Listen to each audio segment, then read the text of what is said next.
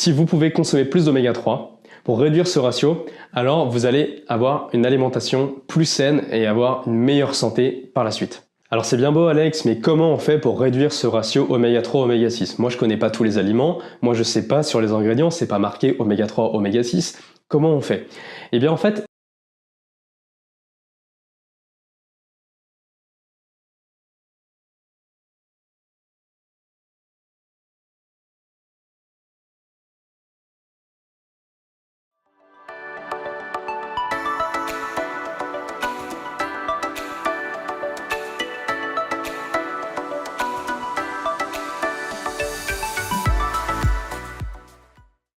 donc déjà vous pouvez aller voir sur internet, mais normalement après avoir vu cette vidéo, vous aurez déjà des clés, vous saurez déjà quels aliments consommer en quantité suffisante, donc à rajouter dans votre alimentation, pour avoir plus d'oméga 3 par rapport au nombre d'oméga 6. Alors déjà, à l'heure actuelle, si vous consommez des œufs, moi je vais vous conseiller d'arrêter les œufs.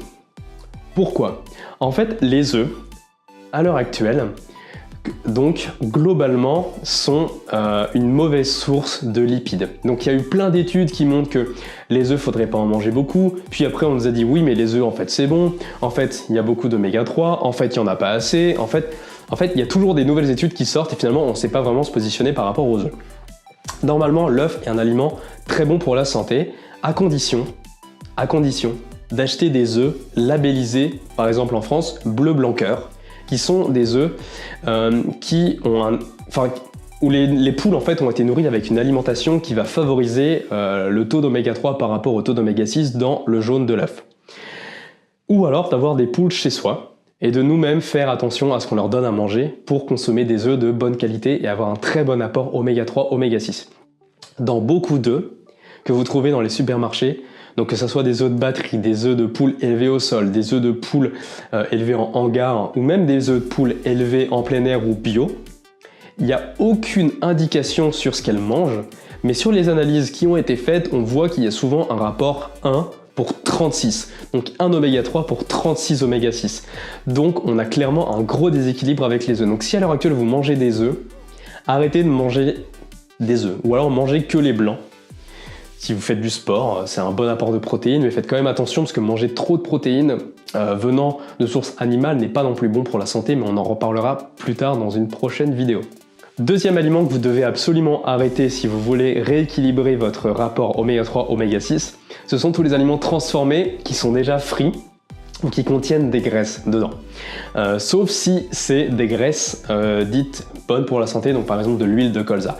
Mais si c'est des graisses comme de l'huile de palme, donc vous connaissez très bien la marque qui fait une pâte à tartiner au chocolat, qui contient beaucoup d'huile de palme, arrêtez ça tout de suite. Si vous consommez également des frites toutes faites, arrêtez de consommer ces aliments-là. Ils contiennent énormément d'oméga 6 par rapport aux oméga 3.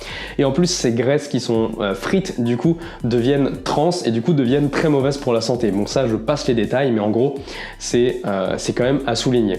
Et enfin, troisième aliment que je vous conseille de réduire ou d'arrêter, ce sont les poissons. Vous avez peut-être déjà entendu parler qu'il y a des poissons gras qui apportent beaucoup d'oméga 3 pour la santé, notamment le thon et le saumon. C'est vrai. Ces poissons-là sont riches en bonne graisse. Le problème de ces poissons-là, c'est que les 3/4 du temps, ils vont venir d'élevage. Et en fait, comme on l'a vu précédemment, ces poissons ne sont pas capables de produire eux-mêmes leurs oméga 3, en fait, ils sont obligés de l'apporter à leur alimentation, un peu comme nous. Et donc en fait, c'est en mangeant des micro-algues, en mangeant des algues marines, que les poissons vont avoir ces oméga 3 qui vont se stocker dans leur graisse, dans leur corps. Donc les animaux d'élevage, eux, n'ont pas accès à tout ce qui est micro-algues marines. Ils sont nourris, que ce soit avec des farines animales ou avec d'autres choses. Donc on repassera sur l'alimentation de ces poissons-là et sur le fait que, comme toute graisse, ils stockent des choses. Ces poissons-là sont vraiment à éviter parce qu'en fait, le thon et le saumon, finalement, ne contiennent pas tant d'oméga 3 que ça si vous les achetez dans un supermarché et qui viennent d'élevage.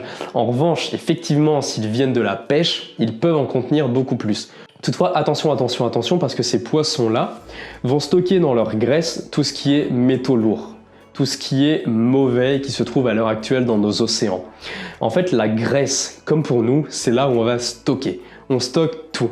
Et c'est pour ça que souvent, des personnes vont avoir une alimentation mauvaise, vont être gros par exemple, et on va avoir du mal à perdre cette graisse parce qu'en fait, c'est pas nécessairement que de la graisse adipeuse, ça va être aussi beaucoup de toxines stockées dans la graisse. Et les poissons stockent dans leur graisse et dans leur chair les métaux lourds et d'autres molécules ultra mauvaises pour la santé. Donc faites très attention si vous consommez ce genre de poisson, que ce soit le thon ou le saumon, consommez-en le moins possible, limitez-vous peut-être à une fois par mois. Donc ne faites pas de ces deux aliments votre apport en oméga 3 favori. Moi je vous recommande plutôt les aliments que je vais vous citer tout de suite. Les graines de chia contiennent finalement beaucoup de lipides, donc ce sont des graines qui sont très grasses comme beaucoup de graines, parce que c'est le berceau de la vie, les graines c'est ce qui a donné naissance aux plantes derrière. Donc elles contiennent énormément de lipides, énormément de protéines également.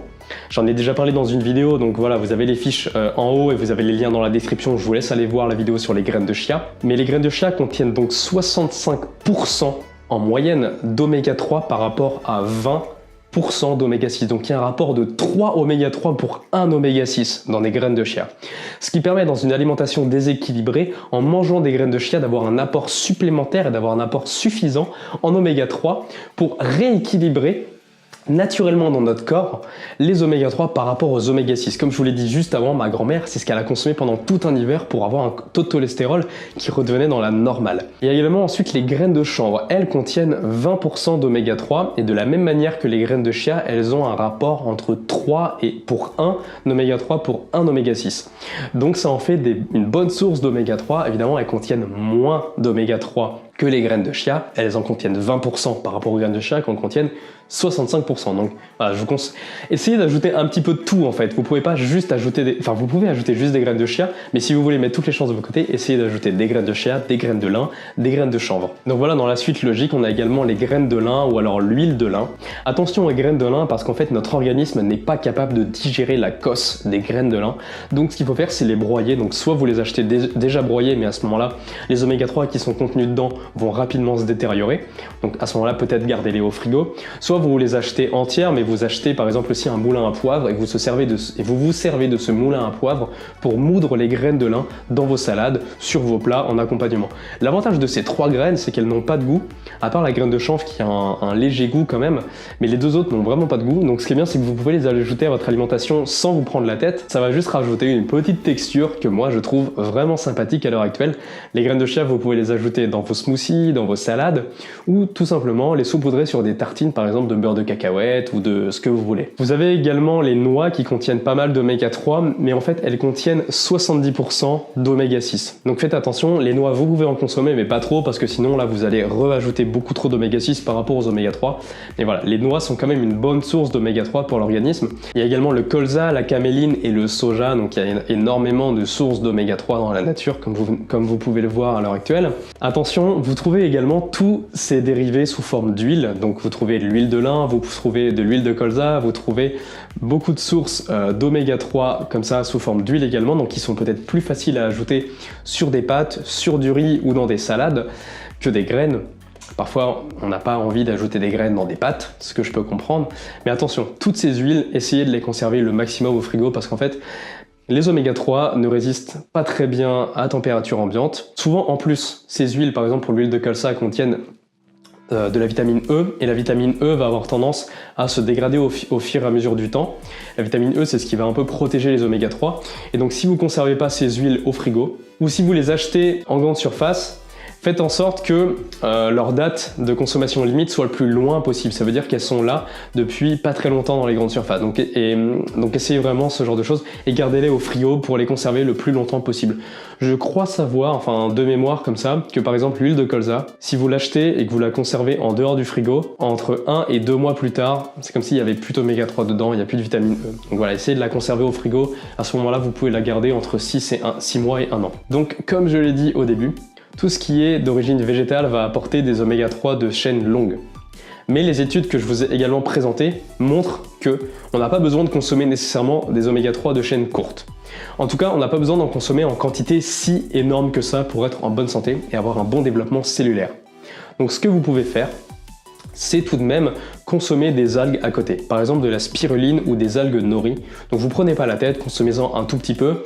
Dans tous les cas, il y aura nécessairement assez d'oméga 3 par rapport à ce que vous mangez, que ça soit dans cette alimentation que je vous propose avec les graines ou les huiles végétales ou avec votre alimentation à côté, si vous réduisez l'apport des oméga 6. Donc voilà, surtout ne vous prenez pas la tête, ça sert à rien. Si vous avez une alimentation équilibrée, si vous ajoutez tout ce que je viens de vous dire dans votre alimentation, de manière totalement instantanée, vous aurez assez d'oméga 3 pour être en bonne santé et réduire votre taux de cholestérol. J'ai fait une prise de sang il y a encore peu de temps, il y a quelques mois, et j'avais 0 cholestérol mauvais.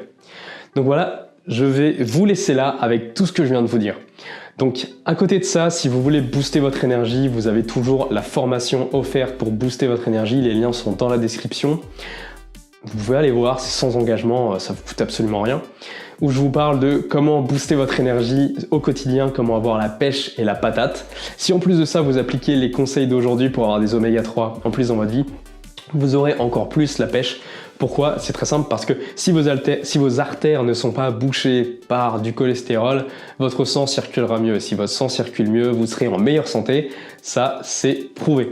Donc voilà, je vous laisse là, je vous souhaite une bonne journée. N'hésitez pas à commenter et à mettre le petit like qui fait toujours plaisir. Ça, franchement, ça fait toujours plaisir de recevoir ça. J'aime beaucoup répondre à vos commentaires, donc là, n'hésitez surtout pas à me poser des questions. N'hésitez surtout pas à partager cette vidéo parce que j'aimerais que beaucoup plus de gens soient au courant des oméga 3 et du problème entre les oméga 3 et les oméga 6. Je vous laisse là, je vous souhaite une bonne journée, surtout mangez et vivez en conscience les jeunes pousses, c'est le plus important, faites bien attention à ça. Allez, ciao ciao.